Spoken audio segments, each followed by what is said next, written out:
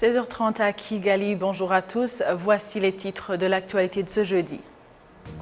À l'occasion de la semaine africaine de vaccination, la première dame du Rwanda, son Excellence Madame Jeannette Kagame, indique que la vaccination protège les communautés, réduit le nombre de personnes contraintes à la pauvreté et donne à chaque enfant la possibilité de vivre une vie en bonne santé et bien remplie. Les experts dans le domaine de l'éducation indiquent qu'il est temps d'accélérer la pratique de la technologie dans les écoles afin de permettre à ces dernières de contribuer pleinement au développement du pays. Au sommaire également, nous reviendrons sur l'unité et la réconciliation après le génocide perpétré contre les Tutsis au Rwanda en 1994. Ailleurs dans le monde, la Centrafrique a adopté le Bitcoin comme monnaie officielle aux côtés du franc CFA.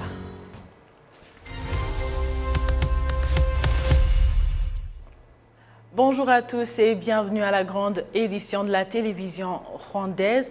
À l'occasion de la semaine africaine de vaccination, la première dame du Rwanda, son Excellence Madame Jeannette Kagame, indique que la vaccination protège les communautés, réduit le nombre de personnes contraintes à la pauvreté et donne à chaque enfant la possibilité de vivre une vie en bonne santé et bien remplie. Le thème retenu cette année pour la semaine africaine de vaccination est une longue vie pour tous. Il met en lumière le potentiel que les vaccins ont de sauver la vie de tous, partout.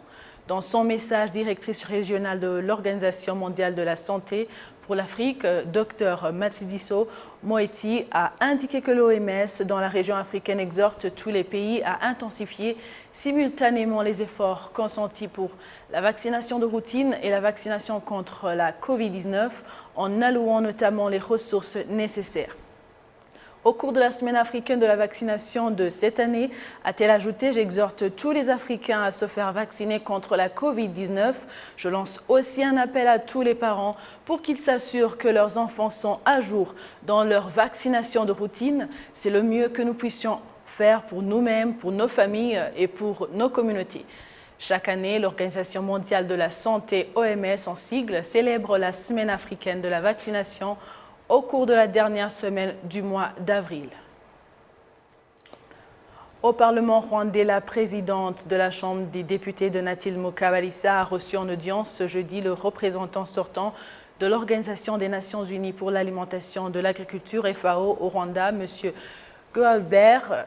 Ce dernier était venu faire ses adieux après environ 4 ans d'activité au Rwanda. La présidente de la Chambre des députés indique que le Rwanda apprécie la coopération avec cette agence onusienne dans plusieurs domaines.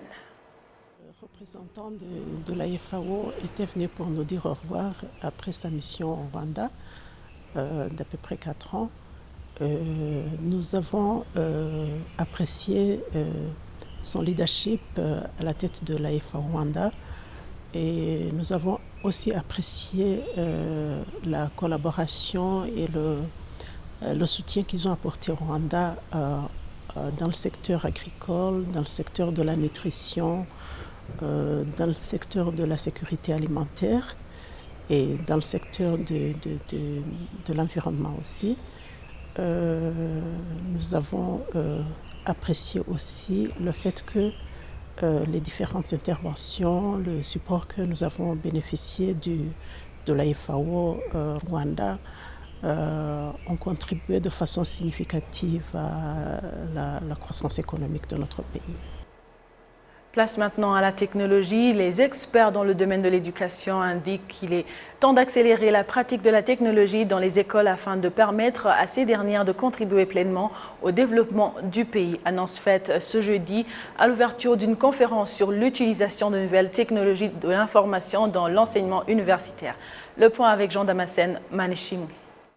À l'ouverture de cette conférence organisée par l'Université du Rwanda, le professeur Alexandre Liambabagé a fait remarquer que le Rwanda a beaucoup réalisé dans l'application de la technologie à la vie quotidienne. Il a cité un exemple, les systèmes de paiement en ligne, les systèmes de suivi et de surveillance des transporteurs de marchandises, sans oublier les domaines de l'agriculture et de la santé. Il estime qu'on ne peut pas se plaindre au niveau national quant au niveau de développement, mais qu'on doit accélérer ce développement pour prendre part à l'évolution qui est régie actuellement par les technologies de l'information. Il a souligné par ailleurs que l'Université du Rwanda a quelques défis à relever pour s'intégrer comme cela se doit dans la dynamique du développement du Rwanda. On a vraiment quelques difficultés de taille qui limitent l'acquisition des compétences et des connaissances en informatique. La première difficulté, c'est la disponibilité ou la disponibilisation des outils informatiques pour nos étudiants. Pour les étudiants à l'Université du Rwanda, l'acquisition des laptops est un problème depuis les 3 dernières années et ça nous préoccupe. Une solution rapide permettrait de mettre sur le marché des diplômés compétents. Ils ont des connaissances, mais ils n'ont pas les connaissances, les compétences informatiques pour pouvoir traduire leurs connaissances en activité réelle. Je disais tout à l'heure que pour les étudiants américains, maintenant la référence, c'est de pouvoir écrire 30 mots par minute. Je ne sais pas où on en est, mais je crois qu'on est à moins de 10 mots par minute pour nos étudiants. Ce qui veut dire qu'en termes de rapidité d'utilisation des outils, on est relativement derrière. La deuxième contrainte, ce sont les opportunités de stage et d'interaction avec les acteurs dans le secteur de l'informatique. Et pour cela, on est en train de travailler avec le secteur privé, le secteur public, pour vraiment essayer de donner des chances à nos étudiants de pratiquer ce qu'ils apprennent à l'université avant même qu'ils ne soient mis sur le marché. Puisque la plupart du temps, les employeurs n'ont pas le temps de former. La formation doit se faire à l'université et on aimerait que nos étudiants puissent aller sur le marché du travail en ayant les compétences et les connaissances nécessaires pour faire leur travail. Les réalisations du Rwanda dans le domaine de la technologie constituent une attraction de certains étrangers qui choisissent de faire les études dans le pays. C'est le cas de Rosette Savana de la République démocratique du Congo qui se félicite d'être au Rwanda et d'avoir repris les études à la normale avec la baisse des cas de contamination à la pandémie de Covid-19. Je peux dire que ici à l'Université du Rwanda, le système est plus ou moins, je dirais, il est bon. Et puis, on a des bons enseignants, on a des bons cours, on a un très bon programme. Les défis, en fait, c'était, ça ne dépendait pas de l'université, mais c'était les circonstances dans lesquelles on vivait à cause du Covid. Les cours étaient en ligne. Et puis, il y a une différence entre étudier en ligne et étudier sur les sites, étudier à l'école. Il y a vraiment une très grande différence. Et on avait aussi des difficultés de faire des pratiques. On était obligé de faire des simulations parce qu'on était en ligne.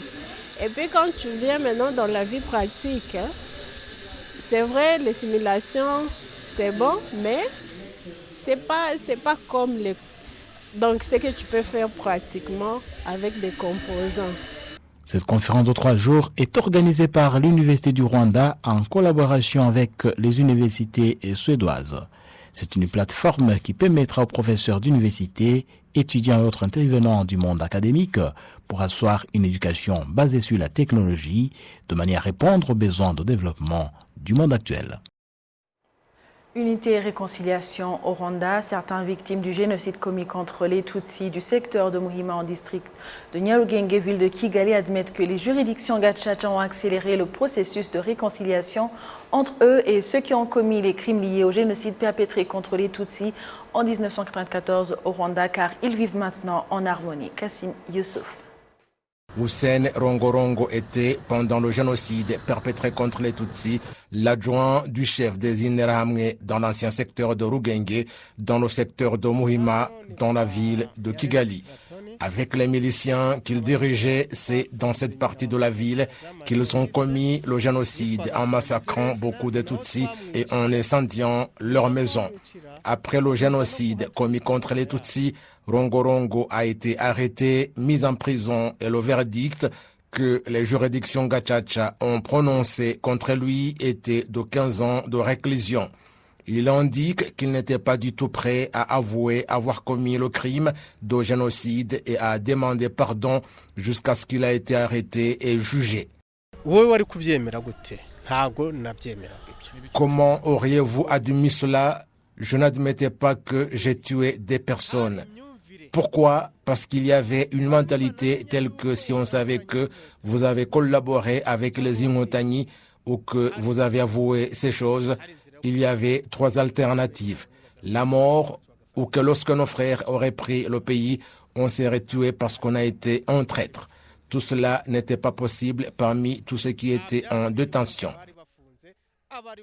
Gassasira Jean-Maurice a perdu sa mère pendant le génocide commis contre les Tutsis et pardonné à celui qui lui a ôté la vie. C'était comme rêver en veille. Au début, je ne pouvais rien comprendre et c'était une lourde chose pour moi. Comment voulez-vous me réconcilier avec celui qui a tué mes parents? Comment me réconcilier avec celui qui a tué ma mère 2 semaines après qu'elle ait donné naissance à un enfant? Comment me réconcilier avec celui qui a incendié ma maison, qui a détruit complètement ma maison? Mais au fur et à mesure, dans le cadre du programme de l'unité et la réconciliation, avec la bonne politique du pays, et d'autant plus que j'ai passé par l'Itorero national, j'ai commencé à comprendre ce que sont les programmes du gouvernement. J'ai été encadreur des initiés de l'Itorero et cela m'a permis de comprendre que je dois également progresser en matière de l'unité et la réconciliation en tant que programme du gouvernement. Rongorongo et Gassasira admettent qu'après que les juridictions Gacaca aient été inaugurées et que les gens aient accepté de passer aux aveux et demander pardon, le fardeau qu'ils portaient en eux s'est allégé. Ma relation avec Rongorongo, il est marié et je le suis. Il vient chez moi et je vais chez lui et je n'ai pas de doute contre lui. Chaque fois que j'ai un problème, je leur demande de l'aide. Par exemple, très récemment, j'ai eu un problème et je leur ai écrit pour leur signifier mon problème et ils m'ont réconforté. De mon côté, lors de la commémoration, j'étais malade et je leur ai dit que malgré mon état de santé, j'étais avec eux.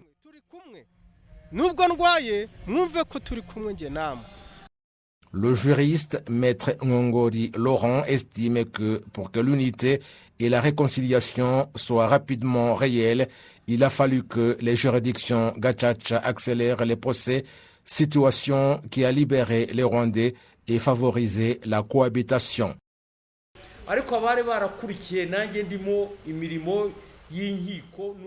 Pour ceux qui avaient suivi le travail des tribunaux classiques, dont moi-même, le jugement des procès aurait dû prendre au moins 200 ans.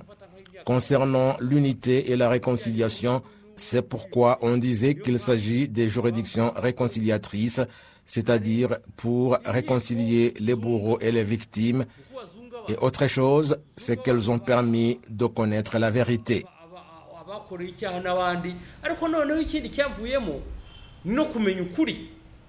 Selon les statistiques de 2019, les juridictions Gacaca ont jugé environ 2 millions de dossiers, alors que le ministère de la Justice envisageait que tous ces dossiers devaient être jugés jusqu'en 2010. 52 000 jusqu'à présent n'ont pas encore été exécutés. Les habitants vivant aux abords des routes en cours de construction dans la ville de Kibungo, en district de Ngoma, souhaitent que l'on pense à la canalisation d'eau parce que le ruissellement leur cause des dommages et qu'il peut provoquer des accidents. Kassim Youssouf nous fait le point. Les routes en cours de construction dans la ville de Kibungo, en district de Ngoma, devraient donner une nouvelle image à la ville. Cependant, ceux qui vivent aux alentours de ces routes souhaitent que l'on pense à la canalisation d'eau, surtout que pendant la saison des pluies, le ruissellement endommage les biens de la population et l'on craint que cette eau mette leur vie en danger. Le ruissellement endommage les passages des zones de résidence et coule dans les champs des habitants. Vous comprenez que le citoyen qui n'a pas mangé n'a pas de bonne santé.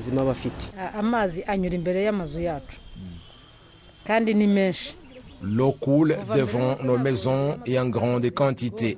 Même avant, devant les magasins, il n'y avait pas de rigole et l'eau de pluie coulait partout en se créant de trépassages. Mais avec la construction des rigoles, l'eau coule abondamment et passe devant nos maisons. Aucun bétail ne peut traverser. La nuit, on ne peut pas oser dormir et les conséquences sont nombreuses. Le vice-maire du district d'Ongoma en charge des affaires économiques, Mapambano Nyiridandi Syriac, indique qu'une équipe conjointe de la société en charge de la construction des routes et le district d'Ongoma a été mise en place pour réparer à temps ce qui peut causer des dommages.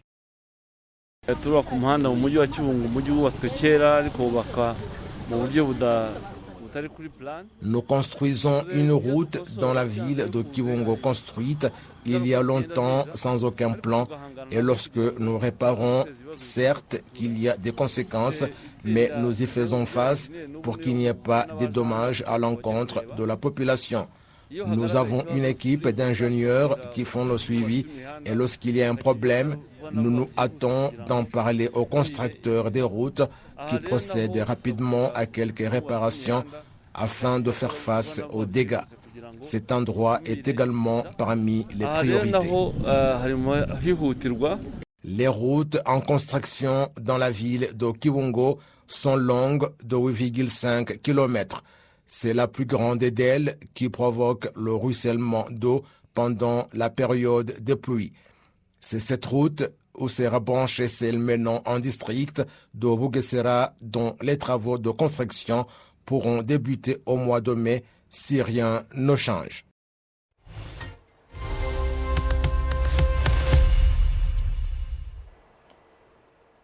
ACOS étant une association pour la promotion de la femme à travers le sport a lancé ce mercredi en partenariat avec la ville de Kigali un projet visant à prévenir les grossesses non désirées et les infections sexuellement transmissibles chez les jeunes par le sport et les loisirs. C'est un projet qui sera mis en œuvre dans les centres de jeunes de 3 quartiers de la ville de Kigali et qui débutera avec 300 jeunes âgés de 16 à 25 ans en mai de cette année. La fondatrice d'ACOS, Félicité Gouemalika, affirme que le programme sera mené à travers l'éducation à la santé reproductive ainsi que les compétitions sportives qui les réuniront. L'adjoint du maire de la ville de Kigali, le ministre de l'économie et du bien-être social, Eugénie Martine, a indiqué que la jeunesse est la force du pays et devrait continuer à être informée sur la santé reproductrice.